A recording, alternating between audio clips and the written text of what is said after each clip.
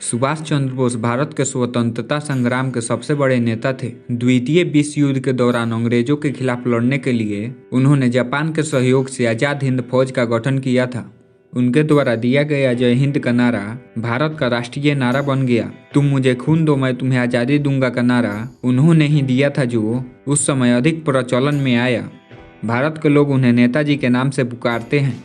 नेताजी ने 5 जुलाई 1943 को सिंगापुर के टाउन हॉल के सामने सुप्रीम कमांडर यानी सर्वोच्च सेनापति के रूप में सेना को संबोधित करते हुए दिल्ली चलो का नारा दिया और जापानी सेना के साथ मिलकर ब्रिटिश और कॉमनवेल्थ सेना से वर्मा सहित इम्फाल और कोहिमा में एक साथ जमकर मोर्चा लिया।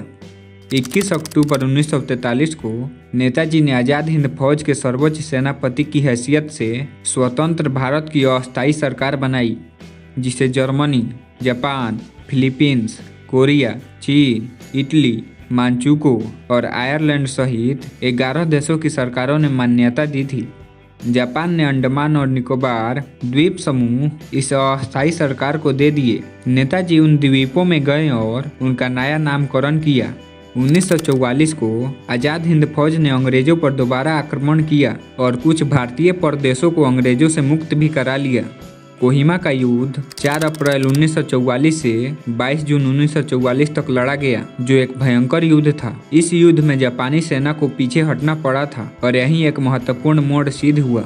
6 जुलाई 1944 को उन्होंने रंगून रेडियो स्टेशन से महात्मा गांधी के नाम एक प्रसारण जारी किया, जिसमें उन्होंने इस निर्णायक युद्ध में विजय के लिए उनका आशीर्वाद और शुभकामनाएं मांगी। नेताजी सुभाष चंद्र बोस का जन्म 23 जनवरी 1897 को ओडिशा के कटक शहर में हिंदू कायस्थ परिवार में हुआ था।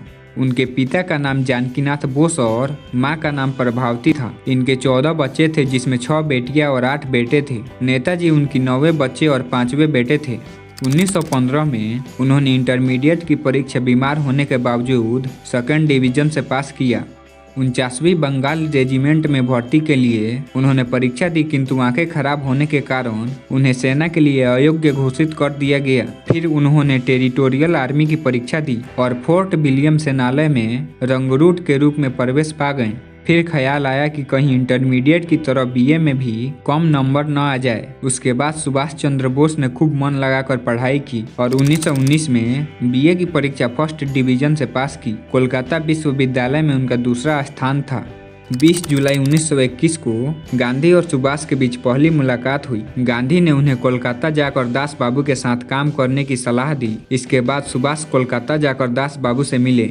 उन दिनों गांधी ने अंग्रेजी सरकार के खिलाफ असहयोग आंदोलन चला रखा था। दास बाबू इस आंदोलन का बंगाल में नेतृत्व कर रहे थे। उनके साथ सुभाष इस आंदोलन में शामिल हो गए। गांधी द्वारा 5 फरवरी 1922 को चौरी चौरा घटना के बाद असहयोग आंदोलन बंद कर दिया गया, जिसके कारण 1922 में दास बाबू ने कांग्रेस के अंतर्गत स्वराज पार्टी की स्थापना की। अंग्रेजी सरकार का विरोध करने के लिए कोलकाता महापालिका का चुनाव स्वराज पार्टी ने लड़कर जीता और दास बाबू कोलकाता के मेयर बन गए। उन्होंने सुभाष को महापालिका का प्रमुख कार्यकारी अधिकारी बनाया। सुभाष के कार्यकाल में कोलकाता महापालिका का पूरा ढांचा और काम करने का तरीका ही बदल दिया। कोलकाता में सभी रास्तों के अंग्रेजी नाम बदलकर उन्हें भारतीय नाम कर दिए गए। जवाहरलाल नेहरू के साथ सुभाष ने कांग्रेस के अंतर्गत युवकों की इंडिपेंडेंस लीग शुरू की। 1927 में जब साइमन कमीशन भारत आया, तब कांग्रेस ने उसे काले झंडे दिखाए। कोलकाता में सुभाष ने इस आंदोलन का नेतृत्व किया। साइमन कमीशन को जवाब देने के लिए कांग्रेस ने भारत का भावी संविधान बनाने का काम 8 सदस्यीय आयोग को सौंपा। मोतीलाल नेहरू इस आयोग का अध्यक्ष और सुभाष उसके सदस्य थे। 1928 में कांग्रेस का वार्षिक अधिवेशन मोतीलाल नेहरू की अध्यक्षता में कोलकाता में हुआ। इस अधिवेशन में सुभाष ने खाकी गणवेश धारण करके मोतीलाल नेहरू को सैन्य तरीके से सलामी दी। गांधी उन दिनों पूर्ण स्वराज की मांग से सहमत नहीं थे। इस अधिवेशन में उन्होंने अंग्रेजी सरकार से डोमिनियन स्टेटस मांगने की ठान ली। इसका मतलब है कि आंतरिक मामलों में भारतीयों को स्वशासन का अधिकार। लेकिन सुभाष और जवाहरलाल नेहरू को पूर्ण स्वराज की मांग से पीछे हटना मंजूर नहीं था। अंत में यह तय किया गया कि अंग्रेजी सरकार को डोमिनियन स्टेटस देने के लिए 1 साल का समय दिया जाए। अगर 1 साल में अंग्रेजी सरकार ने यह मांग पूरी नहीं की तो कांग्रेस पूर्ण स्वराज की मांग करेगी। लेकिन अंग्रेजी सरकार ने यह मांग पूरी नहीं की। इसलिए 1930 में जब कांग्रेस का वार्षिक अधिवेशन जवाहरलाल नेहरू की अध्यक्षता में लाहौर में हुआ तब ऐसा तय किया गया कि 26 जनवरी को स्वतंत्रता दिवस के रूप में मनाया जाएगा। 26 जनवरी 1931 को कोलकाता में राष्ट्र ध्वज फहराकर सुभाष एक विशाल मोर्चे का नेतृत्व कर रहे थे। तभी पुलिस ने उन पर लाठी चलाई और उन्हें घायल करके जेल भेज दिया। जब सुभाष जेल में थे तब गांधी ने अंग्रेजी सरकार से समझौता किया और सभी कैदियों को रिहा करवा दिया, लेकिन अंग्रेजी सरकार ने भगत सिंह जैसे क्रांतिकारियों को रिहा करने से साफ इनकार कर दिया। भगत सिंह की फांसी माफ कराने के लिए गांधी ने अंग्रेजी सरकार से बात की, ऐसा बताया जाता है, लेकिन उन्होंने अपने समझौते के कारण उनकी फांसी माफ नहीं कराया। सुभाष चाहते थे कि गांधी अंग्रेजी सरकार के साथ किया गया समझौता तोड़ दे, लेकिन गांधी अपनी ओर से दिया गया वचन तोड़ने को राजी नहीं थे। अंग्रेजी सरकार अपनी स्थान पर अड़ी रही और भगत सिंह और उनके साथियों को फांसी दे दी गई। भगत सिंह को न बचाने पर सुभाष गांधी और कांग्रेस के तरीकों से बहुत नाराज हो गए। अपने पूरे जीवन में सुभाष को कुल 11 बार जेल हुआ। सबसे पहले उन्हें 16 जुलाई 1921 में 6 महीनों का जेल हुआ था। तबीयत खराब होने के कारण सुभाष को इलाज के लिए यूरोप जाना पड़ा। 1933 से 1936 तक सुभाष यूरोप में रहे। वहां वे इटली के नेता मुसोलिनी से मिले, जिन्होंने उन्हें भारत के स्वतंत्रता संग्राम में सहायता करने का वचन दिया। बाद में सुभाष यूरोप में विठुल भाई पटेल से मिले। विठुल भाई पटेल के साथ सुभाष ने मंत्रणा की, जिसे पटेल बोस विश्लेषण के नाम से प्रसिद्धि मिली। इस विश्लेषण में उन दोनों ने गांधी के नेतृत्व की जमकर निंदा की। 1937 में जब जापान ने चीन पर आक्रमण कर दिया, सुभाष की अध्यक्षता में कांग्रेस ने चीनी जनता की सहायता के लिए डॉक्टर द्वारिकानाथ कोंटिस के नेतृत्व में चिकित्सकीय दल भेजने का निर्णय लिया। आगे चलकर जब सुभाष ने भारत के स्वतंत्रता संग्राम में जापान से सहयोग लिया तब कई लोग उन्हें जापान की कठपुतली और फासिस्ट कहने लगे।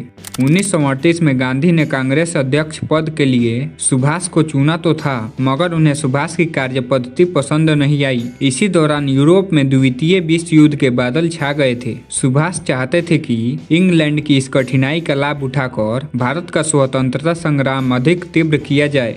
उन्होंने अपने अध्यक्षीय कार्यकाल में इस ओर कदम उठाना भी शुरू कर दिया था, लेकिन गांधी इससे सहमत नहीं थे। 29 अप्रैल 1939 को सुभाष ने कांग्रेस अध्यक्ष पद से इस्तीफा दे दिया। 3 मई 1939 को सुभाष ने कांग्रेस पार्टी के अंदर ही फॉरवर्ड ब्लॉक के नाम से अपनी पार्टी की स्थापना की। कुछ दिन बाद सुभाष को कांग्रेस से ही निकाल दिया गया। बाद में फॉरवर्ड ब्लॉक अपने आप एक स्वतंत्र पार्टी बन गई।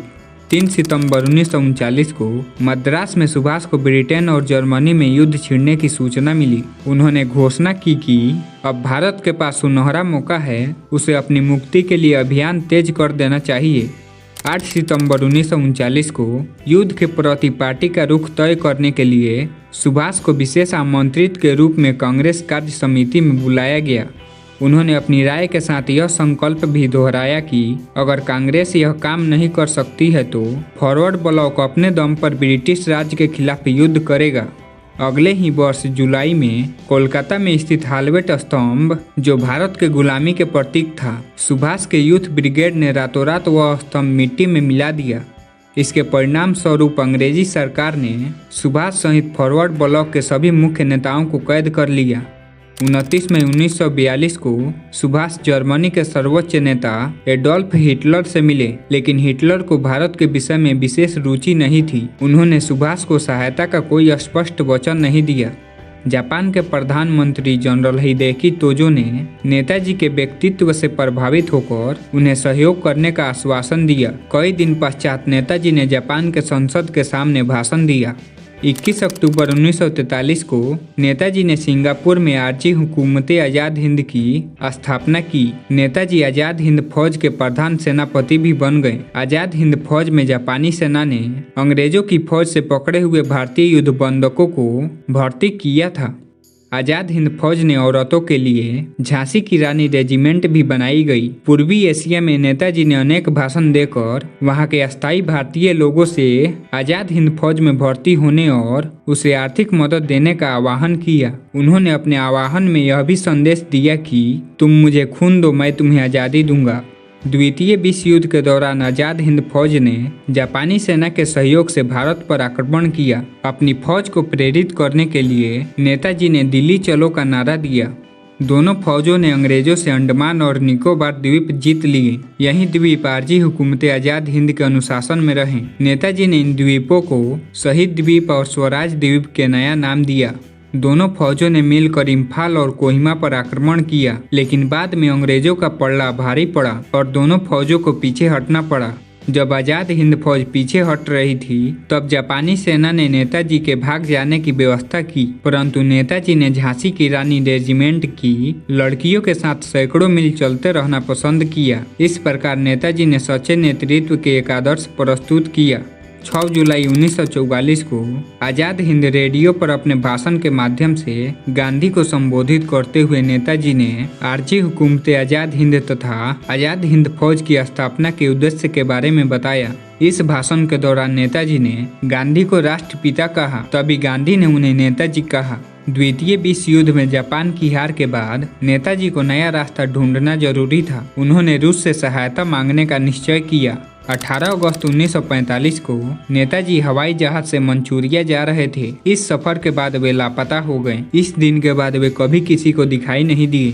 23 अगस्त 1945 को टोक्यो रेडियो ने बताया कि सैगोन से नेताजी एक बड़े विमान से आ रहे थे। 18 अगस्त को ताइहोकू हवाई अड्डे के पास उनका विमान दुर्घटनाग्रस्त हो गया। नेताजी गंभीर रूप से जल गए थे। उन्हें ताइहोकू सैनिक अस्पताल में ले जाया गया, जहां उन्होंने दम तोड़ दिया। 18 अगस्त 1945 को नेताजी कहां लापता हो गए और उनका आगे क्या हुआ, यह भारतीय इतिहास का सबसे बड़ा रहस्य बन गया है।